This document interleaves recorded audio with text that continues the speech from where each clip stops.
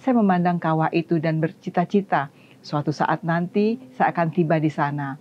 Tapi saya punya kendala untuk sampai ke sana. Saya memiliki kendala penyakit asma, dan saya memang lemah, sempat juga lumpuh pada usia 13 tahun. Itu tidak memungkinkan saya untuk pergi melakukan perjalanan-perjalanan jauh sendirian.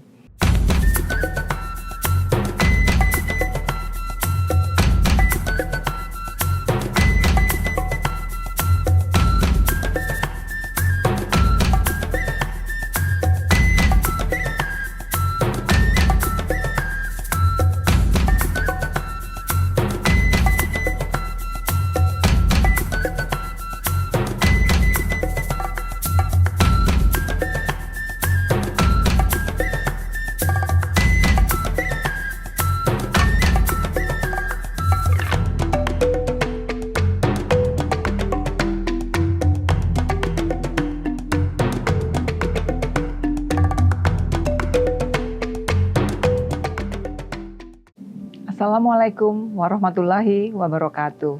Saya Marisa dan saat ini saya sedang duduk di sebuah pojok kecil di toko outdoor yang hangat, mengenang jejak-jejak langkah saya dalam sebuah perjalanan yang saya beri nama Perjalanan Menunduk.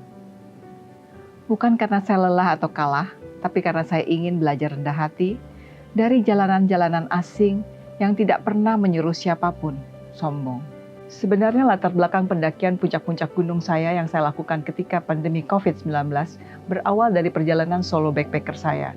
Saya memulai perjalanan solo backpacker saya dari wilayah Asia, dimulai dari Singapura, Malaysia, Thailand, Kamboja, bahkan Vietnam. Lalu saya merambah pada tahun 90-an, saya merambah ke benua Australia, dimulai dari Australia Barat, sehingga akhirnya saya sampai ke Sydney waktu itu. Itu dilakukan dengan solo backpacker. Atas pengalaman perjalanan-perjalanan solo backpacker itu, saya berani melanjutkan perjalanan saya mendaki puncak-puncak gunung di atas 3.000 meter di atas permukaan laut. Gunung Gede adalah impian saya, karena saya berumah di depan kawah Gunung Gede Pangrango. Hampir setiap hari dan setiap saat, saya memandang kawah itu dan bercita-cita, suatu saat nanti saya akan tiba di sana. Tapi saya punya kendala untuk sampai ke sana. Saya memiliki kendala penyakit asma, dan saya memang lemah, sempat juga lumpuh pada usia 13 tahun. Itu tidak memungkinkan saya untuk pergi melakukan perjalanan-perjalanan jauh sendirian. Tapi akhirnya ketika pandemi, bahkan sebelum pandemi, saya sudah dapat melakukan perjalanan itu menuju ke puncak Gunung Gede dan Pangrango.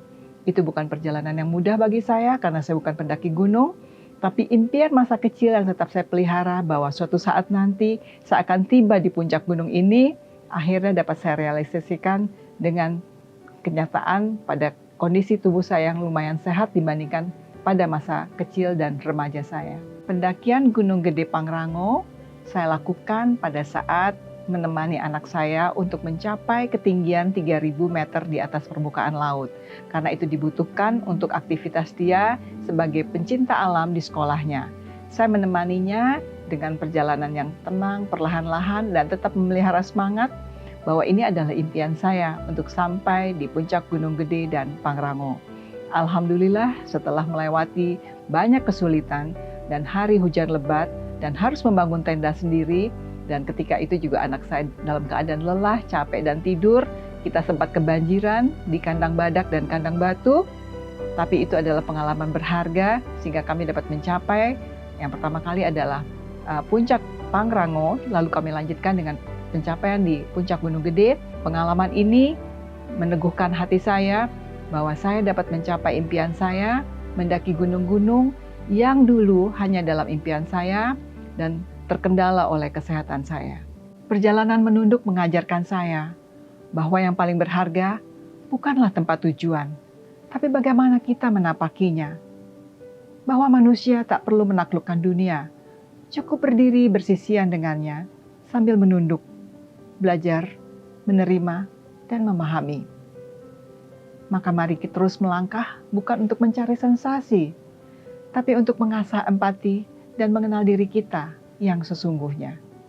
Saya Marisa, terima kasih sudah menyimak. Wassalamualaikum warahmatullahi wabarakatuh.